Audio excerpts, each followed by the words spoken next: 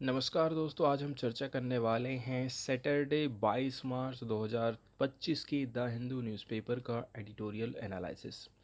सबसे पहला जो आर्टिकल हम कवर करने वाले हैं वो बजट से रिलेटेड है। पार्टिकुलरली इस आर्टिकल में बोला जाता है कि बजट को जब बनाया जा रहा है, बजट के ऊपर जब चर्चा की जा रही है, तो इसमें लोकसभा और राज्यसभा के सदस्यों की भूमिका भी इम्पॉर्टेंट होती है, उनका भी इसमें रोल होना चाहिए। इसके ऊपर ये आर्टिकल फोकस करता है। ऐसा ना हो कि पूरे जो मंत्री लोग हैं वही वही अपना काम करते जाएं, बाकी सब लोगों को इस प्रक्रिया से आउट कर दिया जाए। इसमें बताया जाता है कि वर्तमान बजट प्रक्रिया निर्वाचित प्रतिनिधियों की भूमिका को कम कर रही है, जिससे डेमोक्रेटिक अकाउंटेबिलिटी कमज़ोर हो रही है।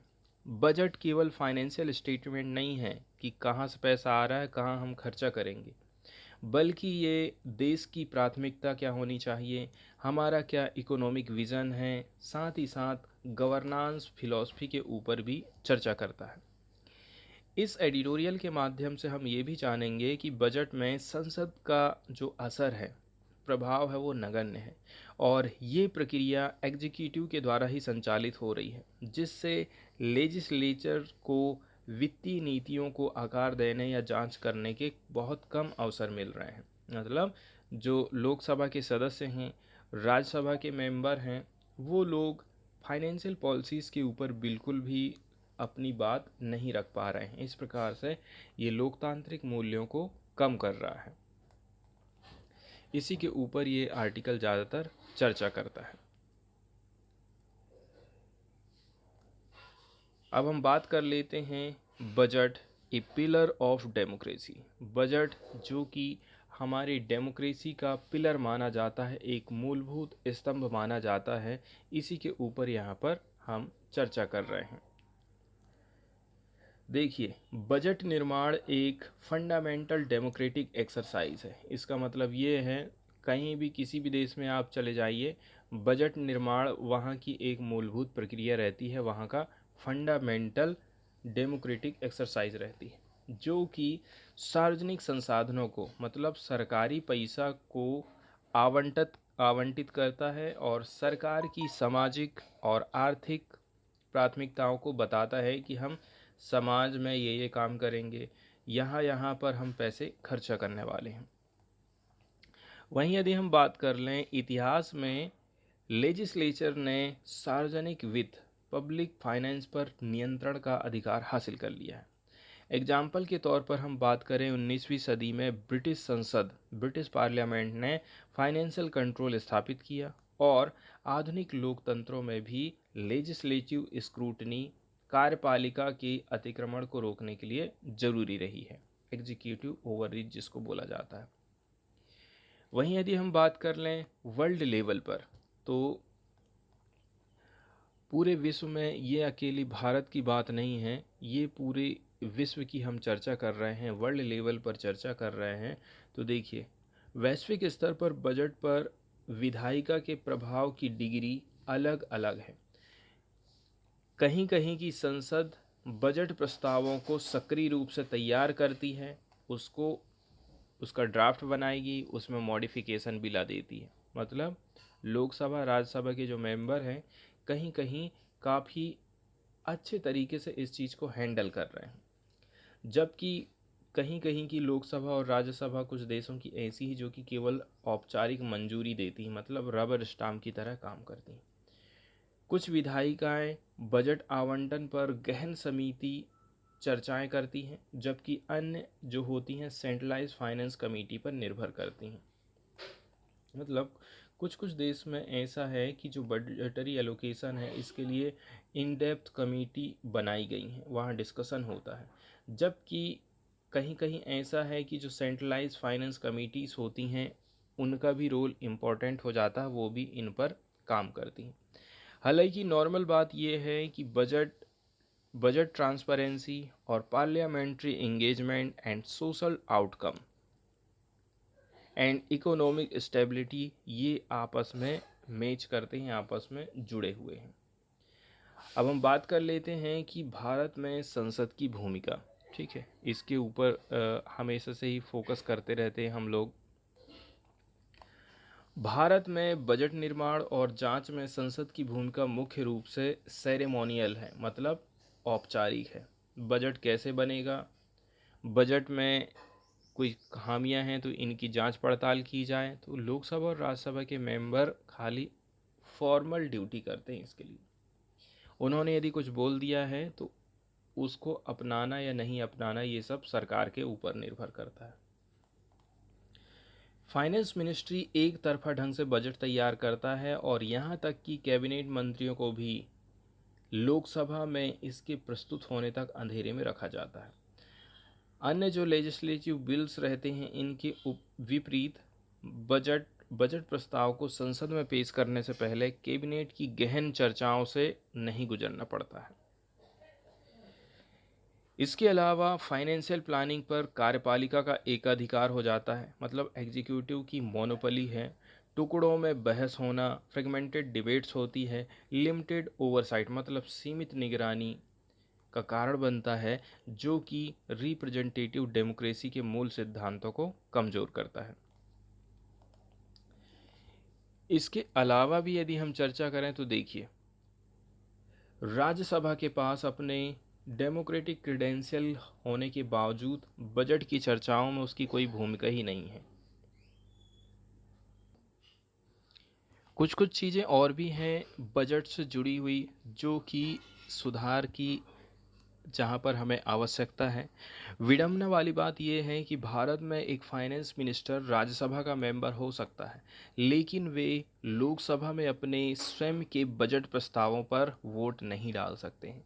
ये बजटरी बाइकैमरलिज्म का अभाव, जिसको बोलते हैं बजटी द्विसदनता का अभाव, ब्रिटिश हाउस ऑफ लॉर्ड्स के उल्टे में है, जो एक निर्वाचित निकाय होने के बावजूद वित्तीय विधान पर कुछ प्रभाव रखता है, फाइनेंशियल लेजिस्लेशन पर कुछ प्रभाव रखता है। हम ये बोल सकते हैं कि हमें कुछ संसदीय सुधार करने की ज़रूरत है, पार्लियामेंट्री रिफॉर्म्स हमें लाने की ज़रूरत है। इस एडिटोरियल में दो प्रमुख सुधार दिए गए हैं, की रिफॉर्म्स यहाँ पर दो हैं। पहले नंबर में आ जाता है pre budget discussion and second number में आ जाता है पार्लियामेंट्री बजट ऑफिस की। प्री बजट डिस्कशन की यदि हम बात करें तो संसद को मानसून सत्र के दौरान बजट पूर्व चर्चा करनी चाहिए। ये चर्चाएं देश की फिजिकल हेल्थ का आकलन करने, बजट प्रायोरिटीज़ को रेखांकित करने, साथ ही साथ गवर्नमेंट के लिए एक ब्रॉड इकोनॉमिक फ्रेमवर्क प्रस्तुत करने का अवसर प्रदान करेंगी। इससे जो सब्जेक्ट कमिटीज़ होती हैं उनके बीच बेहतर कोऑर्डिनेशन होगा और उनकी सूचित इनपुट, इन्फॉर्म इनपुट देने की कैपेसिटी बढ़ेगी।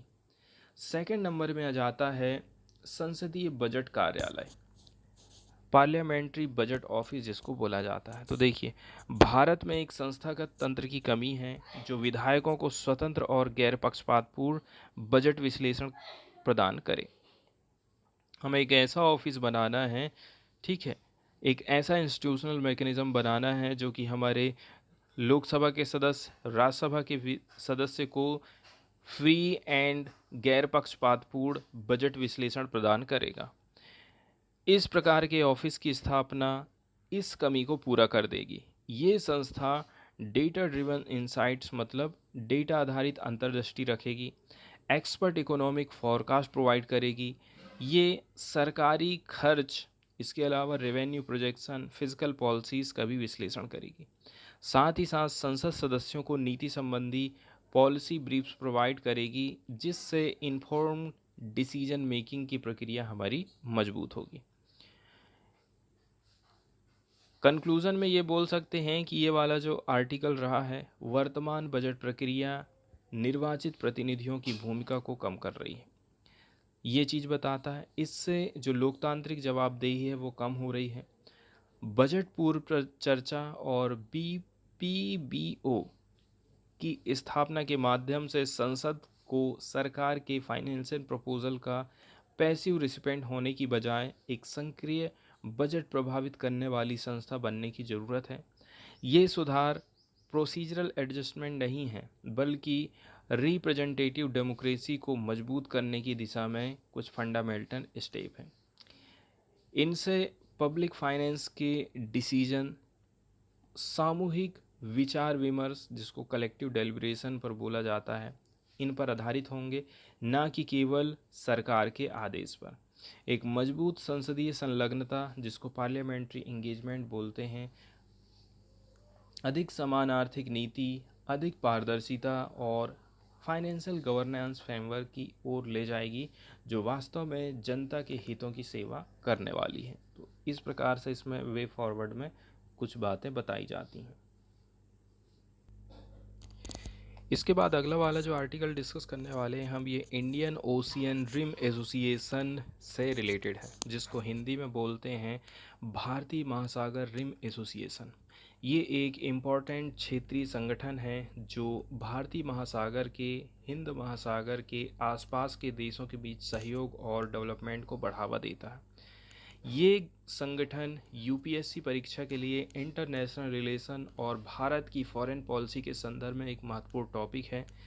इसको थोड़ा सा हम बेसिक जानकारी देख लेते हैं, जैसे कि IORA ये एक इंटर गवर्नमेंटल ऑर्गेनाइजेशन है जो भारतीय महासागर के तटीय देशों, कोस्टल कंट्रीज़ के बीच सहयोग को बढ़ावा देता है। इसकी स्थापना हुई थी 7 मार्च 1997 को और इसका हेडक्वार्टर है मॉरिशस में। इसका उद्देश्य है regional cooperation, economic growth and social development, particularly इस रीजन में जितने भी देश हैं उनमें। वर्तमान में देखा जाए IORA के 23 सदस्य देश हैं और 10 इसके डायलॉग पार्टनर्स हैं। इसके अलग अलग उद्देश्य हैं, जैसे कि regional cooperation, economic growth, social development, environmental protection जिसमें marine environment and climate change आ जाता है, सिक्योरिटी के अंतर्गत maritime security, terrorism, human trafficking जैसे मुद्दे यहाँ पर उठाए जाते हैं। इसके कुछ की स्तंभ रहे हैं, जैसे कि maritime safety and security, trade and investment facilitation, इसके अलावा फिशरीज मैनेजमेंट। इसमें ये भी निर्धारित किया जाता है कि भाई कम से कम जो संसाधन हैं उनको नेचुरली हम रहने दें, ऐसा ना हो कि सारी चीज़ आज ही ख़त्म हो जाए। वहीं यदि हम बात करें इंडिया का क्या रोल रहा है IORA में, तो देखिए भारत IORA का एक संस्थापक सदस्य रहा है, मतलब फाउंडिंग मेंबर है, और इस संगठन में इसकी सक्रिय भूमिका रही है। भारत ने IORA के लिए सागर इनिशिएटिव प्रस्तुत किया था, मतलब security and growth for all in the region, जो कि रीजनल सिक्योरिटी और इकोनॉमिक ग्रोथ पर केंद्रित है। इसके अलावा भारत IORA के माध्यम से समुद्री सुरक्षा, ब्लू इकोनॉमी और डिजास्टर मैनेजमेंट जैसे मुद्दे उठाते रहता है, सहयोग में बढ़ावा देता है। साथ ही साथ भारत यहाँ पर काफ़ी अच्छा खासा पैसा खर्चा करता है। भारत ने IORA के लिए लगभग $1 मिलियन का फंड भी स्थापित किया है, जो प्रोजेक्ट्स और सहयोग को बढ़ावा देता है। हालांकि देखा जाए ये जो संगठन है बहुत सारी चुनौतियों का सामना कर रहा है, जैसे कि लैक ऑफ फंडिंग, इसके अलावा डाइवर्सिटी ऑफ मेंबर स्टेट, मतलब इसमें डेवलप्ड और डेवलपिंग कंट्रीज शामिल हैं, जिससे पॉलिसी मेकिंग और सहमति काफ़ी मुश्किल हो जाता है। सिक्योरिटी से रिलेटेड भी चैलेंजेस हैं, क्लाइमेट चेंज से रिलेटेड चैलेंजेस हैं। वहीं यदि हम बात कर लें इसका क्या सिग्निफिकेंस रहा है, तो देखिए ये जो है, वहीं यदि हम इसके सिग्निफिकेंस की बात करें, मतलब इसके महत्व की बात करें, तो देखिए इंडियन ओशियन रीजन का आखिर इतना ज़्यादा महत्व क्यों है। देखिए भारतीय महासागर दुनिया के ग्लोबल ट्रेड का 75%, ठीक है, जो ग्लोबल ट्रेड हो रहा है उसका 75% हिस्सा इसी एरिया में हो रहा है। इसके अलावा 50% यहाँ से डेली ऑयल का कंजप्शन हो रहा है, मतलब पूरी दुनिया में जितना भी ऑयल का कंजप्शन हो रहा है उसका 50% हिस्सा इसी एरिया में कंजप्शन होता है ऑयल का। तो इतने ऑयल का वो इधर से उधर परिवहन कर रहा है। डेली ऑयल कंजप्शन का 50% हिस्सा यहीं से आना जाना करता है। ये क्षेत्र दुनिया की 2/3 आबादी का घर है, यहाँ पर 2/3 लोग रहते हैं। 75% ट्रेड यहाँ हो रहा है, 50% ऑयल की आना जाना यहाँ से हो रहा है और 2/3 जनसंख्या यहाँ पर रह रही है। इसलिए ये जो इंडियन ओशियन रीजन है ये बहुत ज़्यादा इम्पोर्टेंट हो जाता है। वहीं यदि हम बात कर लें भारत की जो फॉरेन पॉलिसी है, IORA भारत की एक्ट ईस्ट पॉलिसी और सागर इनिशिएटिव का एक महत्वपूर्ण हिस्सा माना जाता है। अब हम सीधे चलते हैं आर्टिकल की तरफ और देख लेते हैं इस आर्टिकल को। तो पार्टिकुलरली ये जो आर्टिकल है भारत की भूमिका और इंडियन ओशियन रिम एसोसिएशन के महत्व को केंद्रित करता है। IORA एक अपेक्स रीजनल ऑर्गेनाइजेशन है जो एशिया, अफ्रीका और ऑस्ट्रेलिया देशों के बीच ओपन रीजनलिज्म को बढ़ावा देता है, ठीक है, जिसको बोलते हैं खुले क्षेत्रवाद को बढ़ावा देता है। ये देश इंडियन ओशियन के माध्यम से आपस में जुड़े हुए हैं। इस आर्टिकल में बताया जाता है कि भारत नवंबर 2025 से IORA की चेयरमैनशिप संभालने जा रहा है। इस भूमिका में भारत IORA के गवर्नेंस स्ट्रक्चर, सबसे पहले तो वो ये देखेगा कि इसके जो अंदर ही अंदर स्ट्रक्चर है इसमें हम क्या सुधार ला सकते हैं। साथ ही साथ इसमें रेजिलेंस होना चाहिए, ठीक है। भारत की अध्यक्षता के दौरान 3 प्राथमिकताएं हमारी होने वाली हैं, 3 प्रायोरिटीज़ के ऊपर इसमें ज़्यादा चर्चा होगी। पहले नंबर की बात तो ये है, इसमें हमको फंड बढ़ाना है, ठीक है, फंडिंग हमें इंक्रीज़ करना चाहिए। डेटा मैनेजमेंट के ऊपर काम किया जाएगा एंड पॉलिसी एनालिसिस के लिए हम टेक्नोलॉजी का यूज़ करें, टेक्नोलॉजी को इंटीग्रेट करें। साथ ही साथ जो एकेडमिक एंड रिसर्च इंस्टीट्यूशंस हैं इनके साथ कोलैबोरेशन के माध्यम से मैरीटाइम रेडी कोर्स भी हमें तैयार करना है। तो ये सारे प्रमुख मुद्दे होने वाले हैं जिनके ऊपर भारत चर्चा कर सकता है या फिर इनमें हमें सुधार लाने की ज़रूरत है। अब हम बात करते हैं Indian Ocean region and IORA। Geostrategically Indian Ocean region Indo Pacific का ही एक उप समूह माना जाता है, सबसेट जिसको बोलते हैं, लेकिन ये अपने आप में यूनिक है।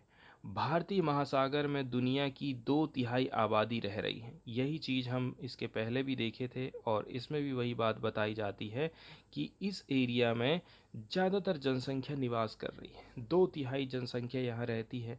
साथ ही साथ यहाँ पर बहुत सारे समुद्री जीव रहते हैं। Rich and diverse maritime life है एंड ग्लोबल ट्रेड का 75% हिस्सा यहीं से हो रहा है। डेली ऑयल कंजप्शन का 50% तेल यहाँ से आता जाता है एंड ये क्षेत्र 1 ट्रिलियन के सामान और सेवाओं का उत्पादन करता है। और 2023 में IORA के भीतर जो व्यापार रहा था वो था $800 बिलियन का। कितना बड़ा व्यापार यहाँ से हुआ है आप अंदाज़ा लगा सकते हैं। $800 बिलियन का ट्रेड यहाँ पर हुआ था 2023 में। इसके अलावा बोला जाए तो ये जो एरिया है poor development, troubled political system and climate change induced disaster और एनवायरमेंटल डिग्रेडेशन से प्रभावित हो रहा है। इसके अलावा यहाँ पर piracy, terrorism, human and drug trafficking, security challenges जैसे कुछ मुद्दे रहे हैं। ये अंतर्राष्ट्रीय मुद्दे, सुप्राइंटरनेशनल इश्यूज़ क्षेत्रीय देशों को सहयोग करने और वर्केबल सॉल्यूशन खोजने के लिए मजबूर करते हैं। इसलिए इस ग्रुप को, जो सबसे पुराने क्षेत्रीय रीजनल इंटर गवर्नमेंटल ऑर्गेनाइजेशन में से एक है, अपने सदस्यों के बीच सहयोग को बढ़ावा देने के लिए cultural and academic exchange and disaster risk management जैसे महत्वपूर्ण मुद्दों पर डायलॉग को सुगम बना रहा है। हालांकि यूनाइटेड स्टेट, चीन एंड यूरोपीय संघ की बात करें, IORA के संवाद के भागीदार हैं, डायलॉग पार्टनर हैं, लेकिन ये मुख्य रूप से केवल मध्यम और छोटी शक्तियों द्वारा संचालित हो रहा है। मतलब इसके ज़्यादातर जो मेंबर कंट्रीज़ हैं वो छोटे मेंबर कंट्रीज़ हैं, वो ज़्यादा पावरफुल नहीं हैं। इसलिए अधिक प्रासंगिक बनाने के लिए एक टूर डी फोर्स की ज़रूरत है, बड़ी मेहनत की हमें ज़रूरत है। कौन कौन से ऐसे इश्यूज़ हैं जो कि यहाँ पर फेस किए जाते हैं, इसके बारे में भी हम थोड़ी सी चर्चा कर लेते हैं। तो भारतीय महासागर क्षेत्र ग्रेट पावर कंपटीशन से मुक्त है, लेकिन इसे अपनी चुनौतियों का सामना करना पड़ रहा है, जैसे कि फंडिंग की कमी है। इसके अलावा इस ग्रुप का जो वार्षिक बजट है, एनुअल बजट, सदस्य देशों पर निर्भर है। सिंगापुर, यूनाइटेड अरब अमीरात, फ्रांस को छोड़ करके सदस्य देश विकासशील एशियाई और अफ्रीकी अर्थव्यवस्थाएं हैं, मतलब ज़्यादातर गरीब कंट्रीज हैं, यदि कुछ देशों को हम छोड़ देते हैं तो इस ग्रुप का बजट केवल कुछ मिलियन डॉलर ही है। इसके विपरीत भारतीय महासागर आयोग, इंडियन ओशियन कमीशन, जिसमें केवल 5 देश हैं, 2020-25 के लिए 1.3 बिलियन डॉलर का बजट रखा गया था। इस प्रकार से IORA के ग्रोविंग एरियाज ऑफ एंगेजमेंट जैसे कि maritime safety and security, fisheries management, disaster risk management, technology and innovation, साथ ही साथ ब्लू इकोनॉमी, इन सब में काम करता है, तो हमें फंड की आवश्यकता पड़ेगी, इसलिए फंडिंग सबसे ज़्यादा इम्पोर्टेंट हो जाती है। इनमें से प्रत्येक पिलर रिसोर्स इंटेंसिव है और निरंतर कांस्टेंट एंगेजमेंट की ज़रूरत है। अधिक फंड जुटाने का एक तरीका है कि प्राइवेट कंपनियों को भी आप इस काम में उतार दीजिए। इनको कंसल्टेटिव पार्टनर्स के रूप में शामिल हम कर सकते हैं, क्योंकि वे मैरीटाइम डोमेन में सबसे बड़े खिलाड़ी हैं। Shipping companies, oil and gas, maritime tourism and marine related industries तक, ये उद्योग ब्लू इकोनॉमी के लिए बहुत इम्पोर्टेंट हो जाते हैं। इन इंडस्ट्रीज़ को समुद्री नीति निर्माण, मैरीटाइम पॉलिसी मेकिंग में शामिल किया जा सकता है, और वो इसके लिए पैसे भी देंगे, मतलब हमें फंड जुटाने के लिए ज़्यादा फिर भटकना नहीं पड़ेगा।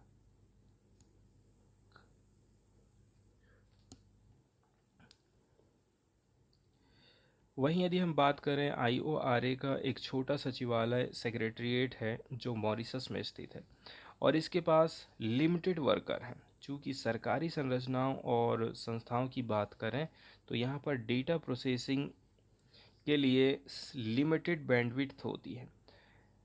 टेक्नोलॉजी गवर्नेंस को बेहतर बनाने में बड़ी मदद कर सकती है। डेटा का जो लेखा जोखा है, अकाउंटिंग है, ये काफ़ी लेबरस होता है और इसमें गलती की संभावना होती है।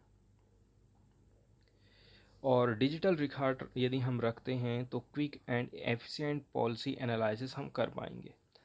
कुछ सजेशन दिए जाते हैं पार्टिकुलरली इंडिया के लिए। तो देखिए, भारत कहता है security and growth for all, Sagar initiative हम लेकर के आए थे, तो ये IORA के उद्देश्यों के को कंप्लीट करता है, कॉम्प्लीमेंट करता है। भारत को IORA सदस्य देशों के साथ अपने उत्कृष्ट संबंधों का फ़ायदा उठा करके व्यवहारिक समाधान विकसित करने चाहिए। इसके अलावा इसके जो सदस्य हैं, जैसे कि ऑस्ट्रेलिया है, इसने समुद्री विज्ञान और टेक्नोलॉजी के ऊपर काम किया है। फ्रांस और सिंगापुर मैरीन रिलेटेड टेक्नोलॉजी के ऊपर काम कर रहे हैं। UAE और ओमान उन क्षेत्रों में निवेश कर रहे हैं जिनके माध्यम से वे योगदान दे सकते हैं जहां IORA को मदद की ज़रूरत है। वहीं यदि हम बात करें कोस्टल एंड स्मॉल, तो जो छोटे मोटे देश हैं, पार्टिकुलरली तटीय और छोटे द्वीपीय राष्ट्रों की बात करें, जैसे कि श्रीलंका, सेशेल्स और मॉरिशस, यहाँ पर ट्रेडिशनल नॉलेज मौजूद है। इसको मैरीन गवर्नेंस के सस्टेनेबल मेथड के साथ में हमें जोड़ करके देखने की ज़रूरत है। इसके अलावा प्रोडक्टिव आउटकम्स के लिए IORA को निरंतर और बेहतर कोलैबोरेटिव एवेन्यूज़ की ज़रूरत है, मार्ग की आवश्यकता है। देखा जाए, समुद्री और समुद्र संबंधित रोजगार के जो अवसर होते हैं, इससे बढ़ेंगे। उद्योग के नेताओं को शैक्षणिक और शोध संस्थानों के साथ सहयोग करना चाहिए। ठीक है, इस एरिया में जितनी भी कंपनी काम कर रही हैं, इसमें बोला जा रहा है कि इनके जो इंडस्ट्रियल लीडर्स हैं, इनको एजुकेशनल एंड रिसर्च इंस्टीट्यूशन के साथ में सहयोग करना है ताकि प्रॉब्लम स्टेटमेंट प्रोवाइड किए जा सकें और उनका सॉल्यूशन खोजा जा सके, और नए उद्योग संबंधित पाठ्यक्रम भी बनाना है, वो भी इससे संभव हो पाएगा। इसके अलावा मैरीटाइम जो मैरीन अकाउंटिंग है, ये एक इंटरडिसिप्लिनरी कोर्स है, अंतः विषय पाठ्यक्रम है, जो कि ब्लू इकोनॉमी के लिए एक बेस तैयार करने में मदद करता है। इस सेक्टर में जो अवेलेबल टैलेंट है, इसके अलावा जो स्कॉलर्स एंड प्रैक्टिशनर्स हैं, सबसे अधिक संभावना से समाधान निकालेंगे। वे फॉरवर्ड में हम बोल सकते हैं कि IORA रीजनल प्रॉस्पेरिटी के लिए बहुत सारी इमेंस प्रॉमिसेस हमको देता है, और भारत को अपने लीडरशिप का यूज़ इंस्टीट्यूशनल लेवल पर मौजूद मुद्दों को दूर करने के लिए करना चाहिए।